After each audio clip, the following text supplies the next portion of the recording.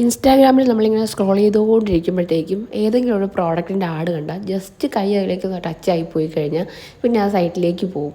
പിന്നെ നമുക്ക് വരുന്നതെല്ലാം ഇതിന് റിലേറ്റ് ആയിട്ടുള്ള ആഡായിരിക്കും അല്ലേ. അങ്ങനെ കുറച്ച് ആഡ് കണ്ട് ഞാൻ ദേ ഒരു സ്റ്റെയിൻ റിമൂവർ വാങ്ങി കേട്ടോ. സ്കൂളിൽ പോയിട്ട് വരുമ്പോൾ ഷർട്ടിൻ്റെ കോളറിലും ഷൂവിലൊക്കെ കാണുന്ന അഴുക്ക് കണ്ടു കഴിയുമ്പോൾ ഇത് ആരായാലും ഒന്ന് ഓർഡർ ചെയ്ത് പോകും. കിട്ടിയ പാടെ തന്നെ ഞാനൊന്ന് പരീക്ഷിച്ച് നോക്കാമെന്ന് വിചാരിച്ചു. ഞാൻ എന്താ നോക്കുന്നതെന്ന് വെച്ചാൽ ഇതൊന്ന് സ്പ്രേ ചെയ്യാൻ പറ്റുന്നില്ല. അങ്ങനെ കുറേ നേരം തപ്പി പിടിച്ചിട്ട് അതേ രണ്ട് സൈഡിലായിട്ട് രണ്ട് ബട്ടൺസ് ഉണ്ട്, ഓണും ഓഫും. ഓഫിൽ പ്രസ് ചെയ്തിട്ടുണ്ടെങ്കിൽ അതായത് സ്റ്റക്കായിരിക്കും, ഇതാണെങ്കില്ല കേട്ടോ. അപ്പുറത്തെ സൈഡിൽ പ്രസ് ചെയ്യുമ്പോഴത്തേക്കും ഓൺ ആവും. അപ്പോൾ നമുക്കിത് ഇതുപോലെ സ്പ്രേ ചെയ്യാൻ പറ്റും.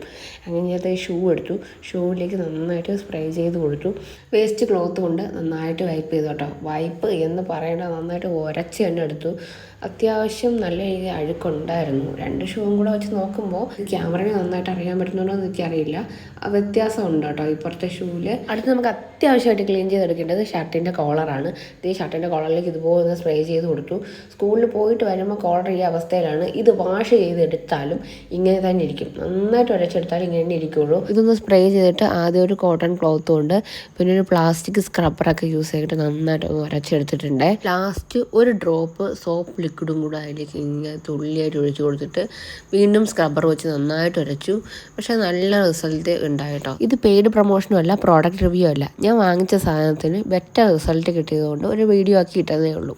അപ്പോൾ നെക്സ്റ്റ് വീഡിയോയിൽ കാണാം. ബൈ.